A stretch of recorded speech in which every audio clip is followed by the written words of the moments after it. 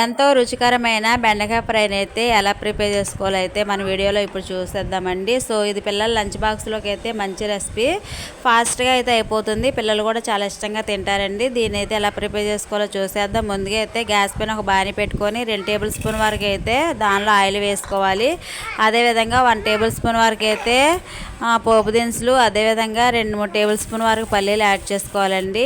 అవి వేగిన తర్వాత ఒక మీడియం సైజు ఆనియన్ అయితే తీసేసుకున్నాను. అది వేగిన తర్వాత 1 పచ్చిమిర్చి, అదేవిధంగా 1 ఎండుమిర్చి అయితే తీసేసుకున్నానండి. ఇవి కొంచెం ఫ్రై అయిపోయిన తర్వాత అయితే దీనిలో బెండకాయలు యాడ్ చేశానండి. బెండకాయలు వేసిన తర్వాత కదపకుండా 1 నిమిషం పాటు అలా వదిలేయండి. అవి ఫ్రై అయిపోయిన తర్వాత దానిలో వచ్చేసి టేస్ట్కి సరిపడా సాల్టు, అదేవిధంగా 1/2 టేబుల్ స్పూన్ వరకు అయితే పసుపు యాడ్ చేసుకోవాలి. ఇవి ఫ్రై అయిపోయిన తర్వాత కొంచెం కరివేపాకు తీసుకోవాలండి. కరివేపాకు కూడా ఫ్రై అయిపోయిన తర్వాత మనకి రెసిపీ అనేది రెడీ అయిపోయినట్టే.